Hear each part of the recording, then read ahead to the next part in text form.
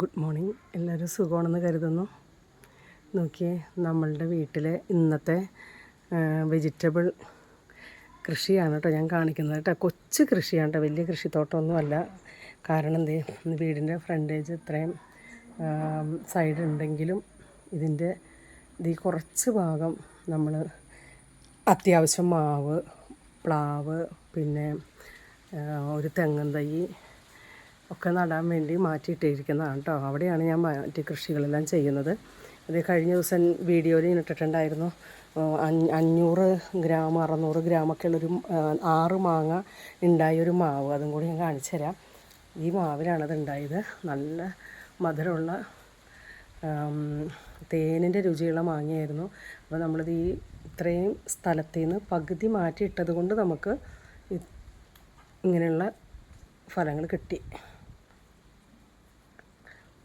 നമ്മുടെ വീട്ടിലെ ആവശ്യത്തിനുള്ള ചക്ക ഇതിലുണ്ടായിട്ട് ഈ പ്രാവശ്യം കേട്ടോ. വീണ്ടും പൊട്ടിയിട്ടുണ്ട്.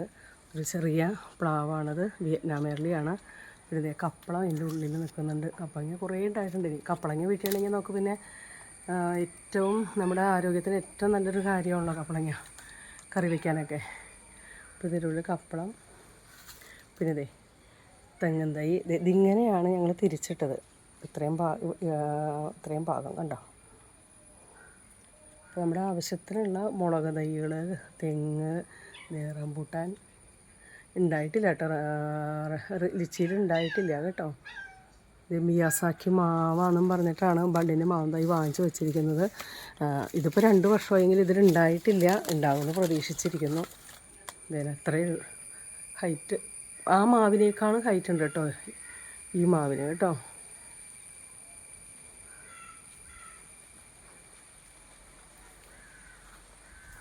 മിയാസാക്കി മാവിനേക്കാളും ഹൈറ്റ് ഉണ്ട്. അത് ചെറിയൊരു തൈ പോലെയാണ് ആ മറ്റേ മാവ് നിൽക്കുന്നത് കണ്ടോ.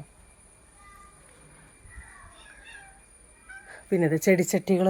ഇതിൻ്റെ പ്രധാനമായിട്ട് ഞാൻ കാണിച്ചത് ഇതിലെല്ലാം ചെടികളായിരുന്നു കേട്ടോ. ഒത്തിരി ചെടിച്ചട്ടി ഇങ്ങനത്തെ ഉണ്ടായിരുന്നു. ഇതിലെല്ലാം ചെടികളെല്ലാം മാറ്റി അതിൻ്റെ അകത്ത് വീണ്ടും വെണ്ട, പിന്നെ വഴുതന തൈകളെല്ലാം വെച്ചു. നന്നായിട്ടുണ്ടായിട്ടുണ്ട് കേട്ടോ.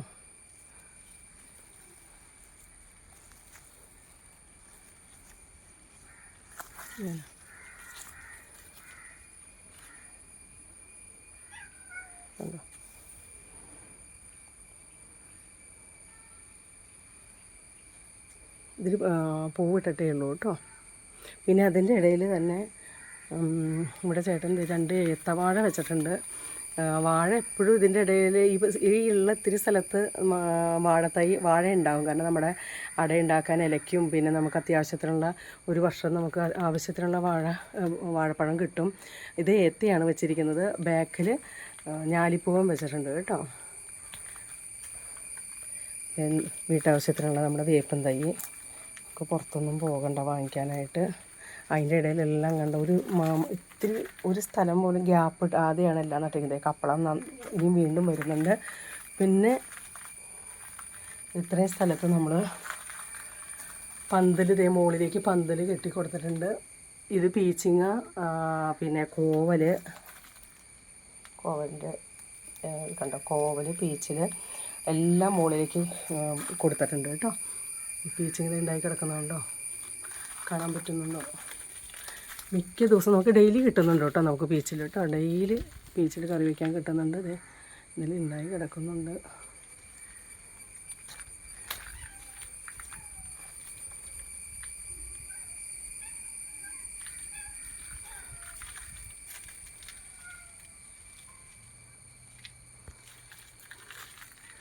അതിൻ്റെ ഇടയിൽ തന്നെ നമ്മൾ ഒരു പേര തൈ വെച്ചിട്ടുണ്ട്.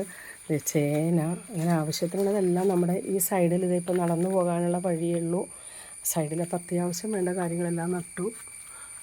നമുക്ക് ഡെയിലി കറിക്കുള്ള പീച്ചിങ്ങയും കോവലൊക്കെ കിട്ടുന്നുണ്ട് കേട്ടോ.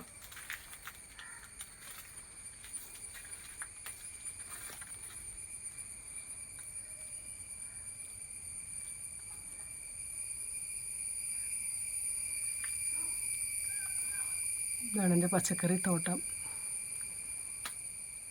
ഇഷ്ടപ്പെട്ടെങ്കിൽ ലൈക്ക് ചെയ്യണം കേട്ടോ.